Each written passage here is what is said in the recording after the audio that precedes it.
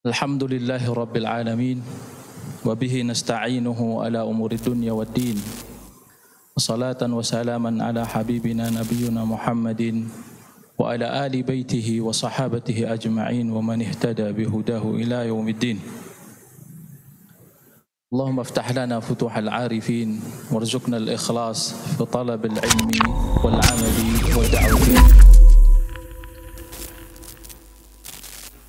Fadilatul Ustaz Abdul Rahim Ba'asyir hafizahullah, Fadilatul Ustaz Sanif Ali Syahban hafizahullah, wal asatidzah wal ustadzat al-kiram, wat tullab wat talibat al-kiram, dan seluruh para bapak-bapak, ibu-ibu, ahli santri, yarhamukumullah.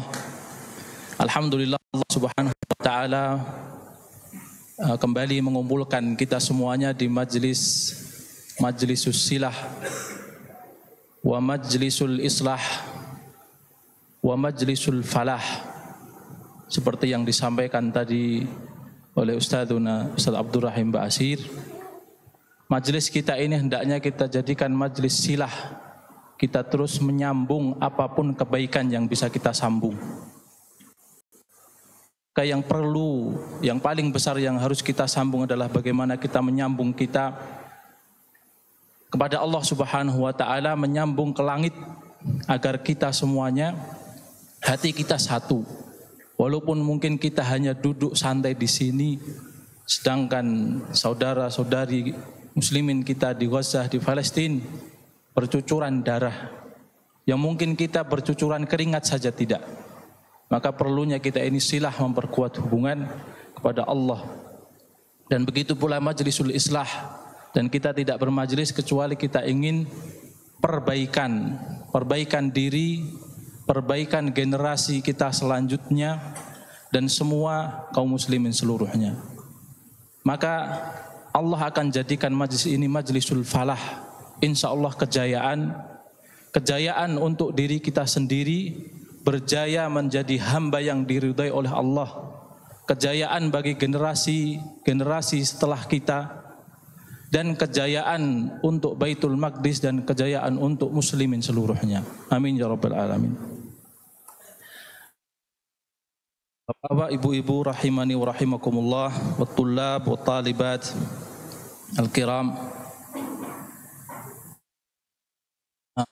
kun ibna man syi'ta waktasib adaba. Kun ibna man syi'ta, jadilah kamu anaknya siapa saja. Mau anaknya presiden, mau anaknya fulan bin fulan, boleh siapa saja, karena Allah memberikan takdirnya masing-masing. Tapi satu, waktasib adaba, dengan kamu anaknya fulan dan fulan, tapi satu, carilah adab, kejarlah adab, belajarlah adab. Waktasib adab, yughnika mahmuduhu anin nasabi.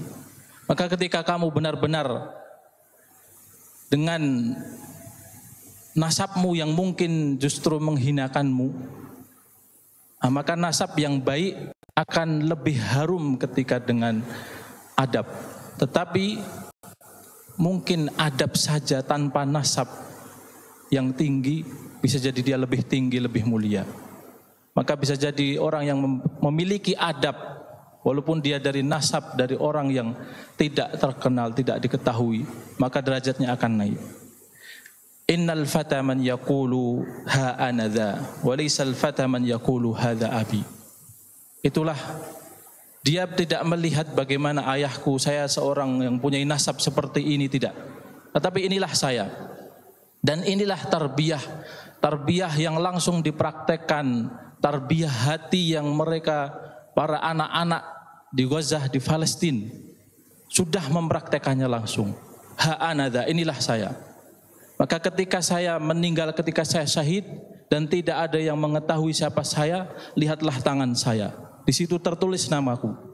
Disitulah Allah mengangkat derajatku. Maka kun ibna man syi'ta, anak siapa saja, nasabnya siapa saja, tetapi satu, dengan adab. Maka sedikit mari kita melihat bagaimana para salaf, mereka mendidik anak-anaknya, mereka generasi salaf, bagaimana mereka belajar adab dan bagaimana guru maupun teman saling mengajarkan adab satu dengan yang lainnya. At-tullab wa talibat, para wali santri dan santriwati rahimakumullah. Yang pertama, mari kita melihat bagaimana ibunya Imam Ahmad rahimahullah, bagaimana beliau menanamkan benar-benar seorang Imam Ahmad yang waktu itu kecil, mengajarkan Al-Quran kepada beliau, yang mana Imam Ahmad hafal Al-Quran dalam umur 10 tahun, dan itu di bawah didikan ibunya. Hafizatni ummi, ibuku mengajariku untuk menghafal Al-Quran, dan aku hafal dalam umur 10 tahun. Dan beliau setiap hari membangunkanku. Jadi kalau ada masukan atau ada liburan, anak saya kok sulit dibangunkan, lah itu memang tugas kita. Ibunya Imam Ahmad setiap hari bangunkan. Lah kalau jenengan tidak mau bangunkan, berarti kan.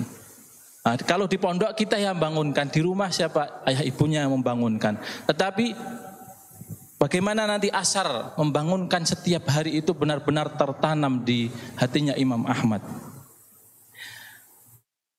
Waktu itu beliau tinggal di Baghdad bersama ibunya, dan Baghdad adalah kota yang dingin di musim dinginnya, sehingga air perlu dipanaskan, perlu dihangatkan untuk berwudu, untuk mandi. Maka setiap hari ibuku sebelum subuh menghangatkan air untuk berwudu, kemudian membangunkanku, kemudian aku berwudu. Watul bisunil malabis, dan beliau memakaikanku pakaian untuk menuju sholat subuh, dan beliau pula memakai bajunya, memakai hijabnya. Kenapa? Untuk mengantarku pergi ke masjid. Karena antara rumahku dan masjid jauh, dan aku masih kecil.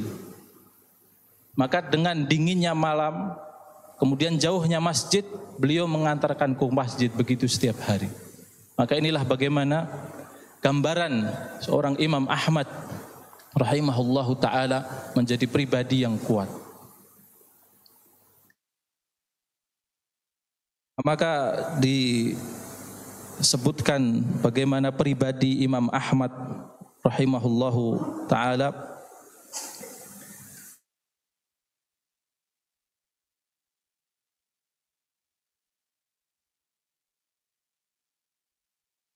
yang mana setelah beliau menjadi seorang ayah, maka salah satu anaknya bernama Abdullah. Maka Abdullah bin Ahmad bin Hambal ini suatu saat tanya kepada ayahnya, "Ya abati, ausini, wahai ayahku, wahai ayahanda, berikanlah nasihat kepadaku." Maka nasihat Imam Ahmad kepada anaknya ini, "Ya bunayya inwil khaira fa innaka la tazalu bi khairin ma nawaital khair." Niatkan kebaikan di seluruh amalmu. Apa yang kamu perbuat, niatlah di situ kebaikan, apapun itu. Kenapa? Karena ketika kamu berniat baik terus, maka sebenarnya hakikatnya kamu dalam kondisi baik-baik saja. Karena amal kita ini keseharian kalau tidak hasanat sayyiat. Hasanat dan sayyiat, kebaikan ataupun keburukan. Maka bagaimana setiap harinya 24 jamnya kita dididik untuk bagaimana terus berbuat baik. Bagaimana semuanya adalah kebaikan-kebaikan dari niatnya. Maka inwil khaira, dari apa yang kamu lakukan, kamu ucapkan, niatkanlah di situ kebaikan. Nasihat yang pendek dari Imam Ahmad kepada anaknya Abdullah ini bermakna yang sangat panjang. Karena harus 24 jam kita untuk merealisasikannya. Harus tahunan kita untuk merealisasikannya. Sampai kita husnul khatimah kita harus merealisasikan itu. Melaksanakan hal itu. Bagaimana semua yang kita lakukan ini kita niatkan untuk kebaikan, untuk mencari ridha Allah, dan itu tidak mudah. Karena perbaikan niat di awalnya, di tengahnya, di akhirnya itu perlu dan harus. Maka inilah yang diwasiatkan seorang ayah kepada anaknya. Begitu pula apa yang dilakukan oleh ibunya Imam Malik rahimahullahu taala.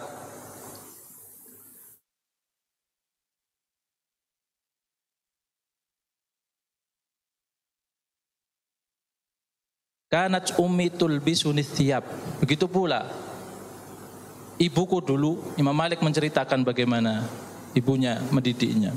Ibuku dahulu memakaikan pakaian kepadaku, wa tu'ammimuni. Begitu juga memakaikan kepadaku sorban. Wa ana sabi, dan aku masih kecil. Wa tuwajjihuni ila Rabi'ah ibni Abdurrahman. Dipakaikan sorban untuk diantar sekolah, kan begitu. Diantar menuju gurunya Rabi'ah. Maka yang dikatakan ibunya, ya bunayya i'ti majlis Rabi'ah. Wahai anakku, datangilah, pergilah ke majlisnya Rabi'ah, gurumu. Fata'allam min samtihi wa adabihi. Maka belajarlah, ambillah darinya sikapnya, bagaimana bersikap dan bagaimana beliau beradab. Imam Rabi'ah, bagaimana adabnya beliau, bagaimana sikapnya beliau, pelajarilah itu. Maka ketika sudah kamu pelajari, anta ta'allam min hadithihi wa fikhihi. Sikapnya dulu, adabnya dulu, maka setelahnya ambillah hadithnya, ambillah fikih dari beliau. Maka ini ibunya Imam Malik rahimahullahu ta'ala bagaimana mengantarkan anaknya untuk talabul ilmi, talabul adab, bagaimana untuk mempelajari adab, mengambil dari gurunya langsung bagaimana bersikap, bagaimana beradab.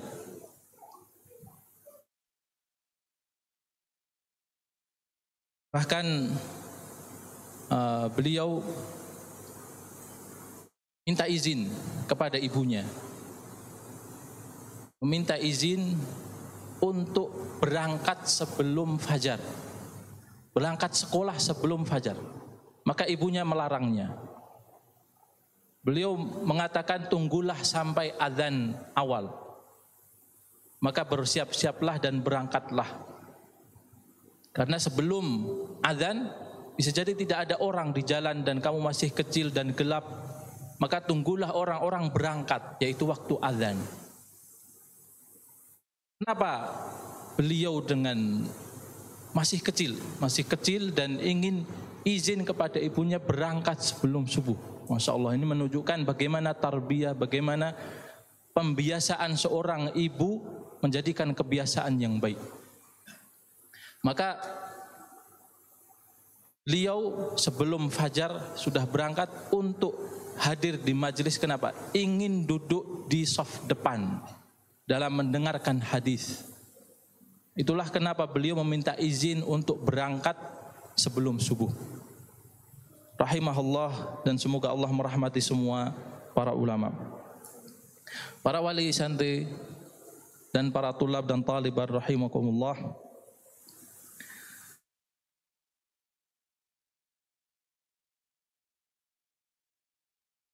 Dan mari kita duduk bersama Imam Syafi'i.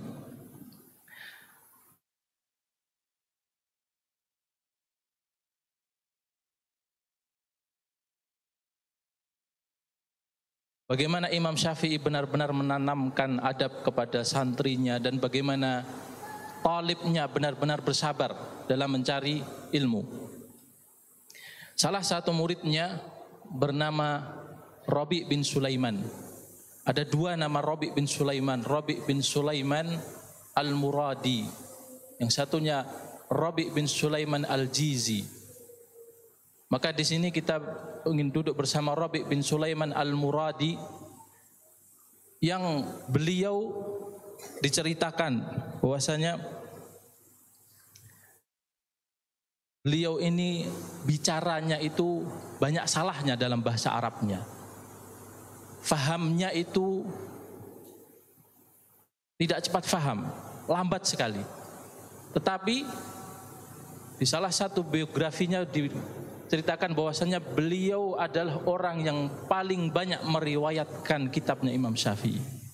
Bagaimana yang pemahamannya lambat, yang bagaimana dalam bahasa Arabnya juga banyak salahnya, menjadi orang yang banyak meriwayatkan dari Imam Syafi'i. Inilah karena ketekunan dan adabnya seorang murid kepada gurunya dan sabarnya seorang guru kepada muridnya. Bahkan sampai Imam Syafi'i mengatakan, wahai Rabi, sungguhnya aku sangat mencintaimu. Ini perkataan seorang guru kepada muridnya. Bagaimana seorang guru mengungkapkan kasih sayangnya kepada muridnya. Dan tidak ada orang yang membantuku dari murid-muridku yang lebih banyak daripada Rabi bin Sulaiman. Maka di situ disebutkan Ar-Rabi batiul faham. Rabi bin Sulaiman ini lambat sekali pemahamannya. Maka faqarrara Syafi'i alaihi mas'alatan wahidah arba'ina marrah. Yang sampai satu masalah diulang 40 kali. Imam Syafi'i harus mengulangnya 1 kali. Belum faham? Belum. Diulang lagi, sudah faham? Belum? Belum. Sampai 40 kali. Maka setelah 40 kali Rabi bin Sulaiman malu. Akhirnya undur diri dari majelis.